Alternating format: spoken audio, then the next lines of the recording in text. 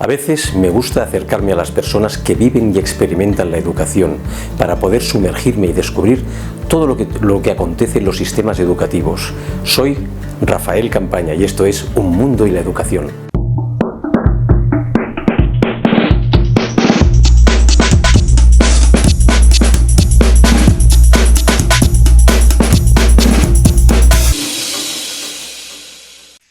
Bienvenidas y bienvenidos a El Mundo y la Educación. En un mundo que cambia cada vez más rápido, que hay una pregunta que afecta a todos. ¿Estamos educando realmente para el futuro? En este programa viajamos por distintos países y modelos educativos para descubrir qué hay detrás de las aulas. No solo vamos a analizar cómo se enseña, sino el impacto que tiene la educación en la economía, en las oportunidades profesionales y en la salud emocional de los estudiantes y docentes, y sobre todo en la sociedad que estamos construyendo. Vamos a hablar desde el punto de vista de los docentes, de los estudiantes, de expertos y vamos a también de las familias, para entender qué es lo que funciona y qué es lo que no funciona. Y sobre todo, qué podríamos hacer para mejorar. Porque el sistema educativo no solo forma alumnos, sino que forma el mundo que viene, el mundo futuro. Bienvenidos, bienvenidas a este viaje para entender cómo aprendemos y hacia dónde nos está llevando la educación.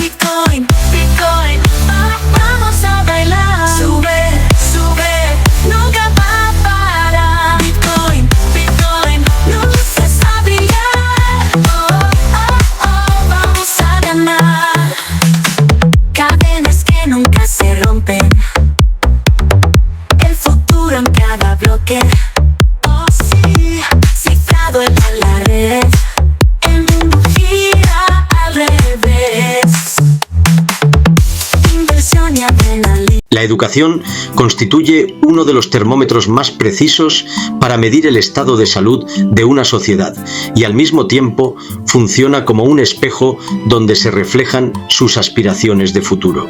Lejos de limitarse a ser un mero engranaje administrativo compuesto por centros escolares, planes de estudio y títulos académicos, el entramado educativo representa una arquitectura institucional y cultural de enorme complejidad. En ella confluyen y se negocia cotidianamente la tensión entre diversas fuerzas, las demandas del mercado laboral y el modelo productivo de cada país, los valores y tradiciones culturales que se desean preservar o transformar, las prioridades de la agenda política de turno y las expectativas, muchas veces contradictorias, de las familias y los estudiantes. Realizar un ejercicio comparativo entre los sistemas educativos de regiones tan diversas como Europa, Estados Unidos, Australia y potencias asiáticas como China, Japón o Vietnam no es simplemente un catálogo de diferencias pintorescas, es sobre todo una indagación profunda acerca de cómo distintas civilizaciones y estados responden a una pregunta filosófica y política de primer orden. ¿Cuál es, en última instancia, la finalidad de la educación? Las respuestas varían sustancialmente y revelan prioridades sociales contrapuestas. Mientras que los países nórdicos, por ejemplo, han construido históricamente sus sistemas sobre los cimientos de la igualdad de oportunidades, la compensación de las desigualdades de origen y la cohesión social como bien supremo, otras naciones, especialmente en el este asiático, orientan su enorme esfuerzo educativo hacia la excelencia competitiva, la meritocracia feroz y la generación de capital humano altamente cualificado que sostenga su modelo de desarrollo económico. En un punto intermedio, pero con matices propios, encontramos sistemas como el estadounidense o el australiano, donde la empleabilidad inmediata, la flexibilidad curricular y la conexión temprana con el mundo productivo actúan como ejes vertebradores, a menudo en detrimento de una formación humanista más amplia. Este reportaje no se limita a describir esas diferencias, sino que aspira a desentrañarlas desde una perspectiva estructural. Para ello, aborda 4 dimensiones fundamentales. Primero, examina los procedimientos educativos y las pedagogías dominantes desde el aprendizaje memorístico y la presión selectiva de los exámenes en países como China o Japón, con fenómenos como el célebre Gaokao chino o el examen de ingreso universitario japonés, hasta los enfoques más centrados en el pensamiento crítico, la creatividad y el aprendizaje por proyectos que predominan en sistemas como el finlandés o el australiano. Segundo, analiza los dispares modelos de financiación y gobernanza, explorando las consecuencias de sistemas altamente centralizados, como el francés o el chino, frente a modelos fuertemente descentralizados y con una presencia significativa de la iniciativa privada, como el estadounidense. Tercero, presta atención a los valores transmitidos, tanto explícitos en los currículos como implícitos en la cultura escolar, la competición frente a la cooperación, el individualismo frente al sentido comunitario, la disciplina frente a la autonomía. Finalmente, y de manera crucial, el análisis se detiene en el papel central que ocupa la universidad. La educación superior no es solo la culminación del proceso formativo, sino un espacio clave de selección social, un mecanismo de movilidad o de reproducción de privilegios y una plataforma de proyección profesional y personal que, en cada sistema, refleja con crudeza las promesas y las contradicciones del modelo que lo sustenta. Marco comparativo: la educación como sistema estructurado. Si observamos los sistemas educativos desde una perspectiva macroestructural, estos se revelan como arquitecturas sociales cuidadosamente diseñadas, ya sea de forma explícita o por sedimentación histórica, para producir determinados tipos de resultados, tanto en términos de capital humano como de reproducción cultural. Cada modelo nacional, lejos de ser un conjunto neutral de técnicas pedagógicas, constituye un dispositivo que refleja y a la vez refuerza un pacto social específico. En Europa, con sus lógicas nacionales, pero también con un sustrato común, la educación se integra dentro de los pilares del estado del bienestar. Aquí, la función del sistema no se agota en la empleabilidad o la productividad económica. Su mandato fundamental es la formación de ciudadanos críticos, participativos y socialmente integrados. Esta concepción se materializa en currículos relativamente homogéneos que garantizan un acervo cultural compartido, una fuerte presencia de lo público como garante de equidad y el desarrollo de mecanismos de compensación como la educación compensatoria, las becas o el refuerzo escolar diseñados específicamente para mitigar las desigualdades de origen y ofrecer segundas oportunidades. Frente a este enfoque, el modelo estadounidense opera bajo una lógica radicalmente distinta. Caracterizado por una descentralización extrema que otorga un enorme poder a los distritos escolares y una competitividad estructural arraigada en la cultura del mérito individual, el sistema funciona como una carrera de obstáculos progresiva. Cada etapa educativa, desde los programas avanzados en la escuela primaria hasta los exámenes de acceso a la universidad, introduce mecanismos de selección temprana y acumulativa. En este contexto, el éxito académico no depende tanto del cumplimiento de un estándar común, sino que se entrelaza indisolublemente con la iniciativa personal, la visibilidad extracurricular, el networking temprano y la capacidad de destacar entre la multitud, en un ecosistema donde la educación superior de élite actúa como el gran certificador social. Australia, por su parte, ha desarrollado un enfoque pragmático que podríamos calificar de híbrido. El sistema educativo australiano reconoce explícitamente una doble misión, cumple una función social interna, orientada a la cohesión y a la integración de una sociedad multicultural, pero al mismo tiempo desempeña un papel económico crucial como sector exportador de primer orden. La educación internacional se ha convertido en uno de los principales motores económicos del país, lo que imprime una lógica de competitividad y calidad de servicio orientada al cliente global, generando tensiones interesantes entre la vocación pública del sistema y su mercantilización parcial. El contraste más acusado lo encontramos en los sistemas del este asiático. En países como China, Japón o Corea del Sur, la educación actúa esencialmente como un gigantesco y sofisticado sistema de clasificación social de base meritocrática. Partiendo de un principio de igualdad formal en el acceso, el rendimiento académico, medido a través de exámenes de alta competencia y extraordinariamente exigentes, se erige en el principal y a menudo único criterio legítimo de movilidad social ascendente.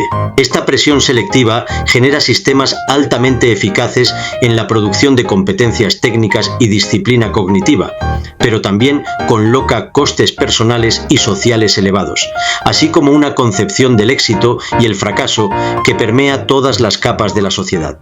Educación obligatoria, procedimientos y metodología.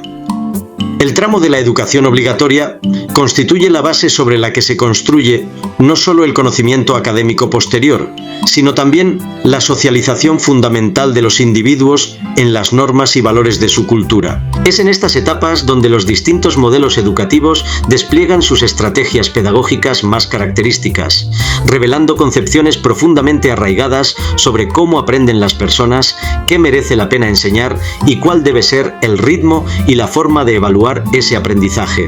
En Europa, con la diversidad que impide hablar de un modelo único pero sí de tendencias compartidas, predomina una filosofía que prioriza los procesos largos, acumulativos y formativos frente a la evaluación puntual y sumativa.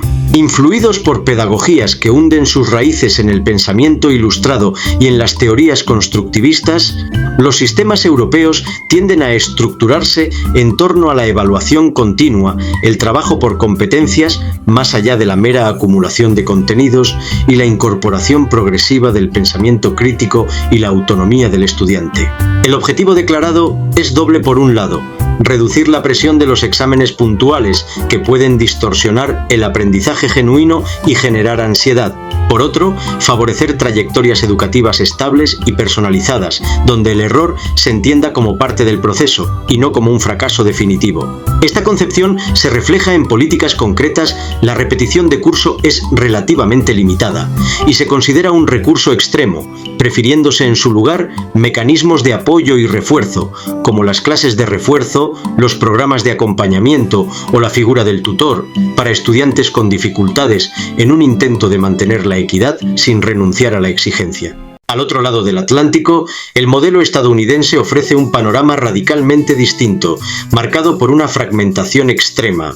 La experiencia educativa durante la etapa obligatoria puede variar enormemente, no solo de un estado a otro, sino incluso entre distritos escolares vecinos, en función de la riqueza de su base impositiva local y de las prioridades de sus consejos escolares. Esta descentralización tiene consecuencias metodológicas profundas. La pedagogía dominante enfatiza la participación activa en el aula, el desarrollo de la expresión oral, con presentaciones y debates frecuentes desde edades tempranas, y el trabajo por proyectos que simulan problemas del mundo real.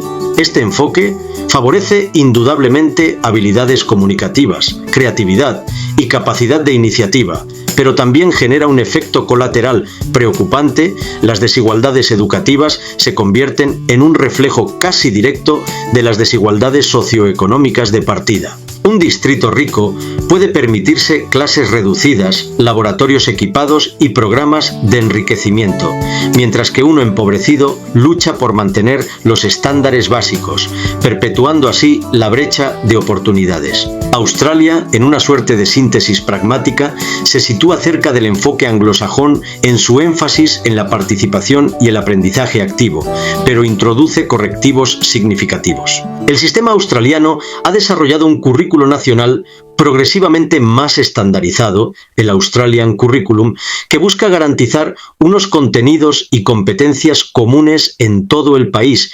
independientemente de la jurisdicción o el tipo de escuela. Esta estandarización convive con una marcada orientación al aprendizaje práctico y conectado con el mundo real, con una fuerte presencia de las tecnologías digitales y una atención temprana a la empleabilidad futura, incluso en los niveles obligatorios. El resultado es un modelo híbrido que intenta combinar la flexibilidad y el dinamismo del enfoque anglosajón con la cohesión y la equidad propias de los sistemas más centralizados. El contraste más acusado, una vez más, lo encontramos en el este asiático. En países como China, Japón, Corea del Sur o Vietnam, la educación obligatoria está estructurada con una claridad de objetivos y una intensidad difíciles de encontrar en Occidente. Los currículos son deliberadamente densos y ambiciosos en cuanto a la cantidad de contenidos que se espera que los alumnos dominen.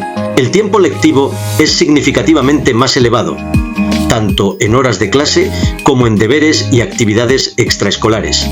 Y los exámenes periódicos tienen un peso decisivo no solo en la calificación, sino en la propia autoestima del estudiante y en las expectativas familiares. Lejos de ser estigmatizada, la memorización ocupa un lugar central en la pedagogía. Se considera no un ejercicio mecánico y vacío, sino una base necesaria, casi un acto de disciplina mental, sobre la que más adelante podrá edificarse la comprensión profunda, el análisis y la creatividad. Esta filosofía resulta especialmente visible en áreas como las matemáticas y las ciencias, donde el dominio de procedimientos y la automatización de conceptos básicos se considera el pim pam pum indispensable para abordar con éxito problemas complejos. El sistema confía en que, tras años de esfuerzo sostenido y práctica deliberada, los estudiantes desarrollarán no solo conocimiento, sino también hábitos mentales de perseverancia y atención al detalle que la cultura valora profundamente.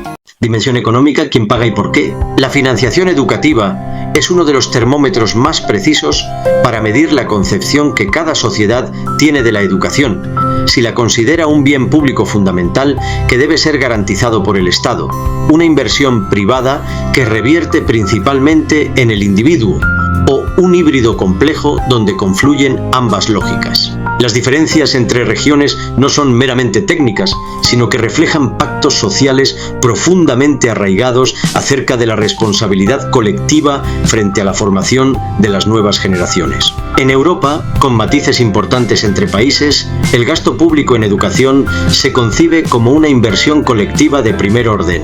La arquitectura financiera descansa sobre la premisa de que el acceso universal y equitativo a la educación, desde la infancia hasta la universidad, constituye un pilar insoslayable para la estabilidad social, la cohesión y el desarrollo económico sostenible. Esta filosofía se traduce en una realidad concreta.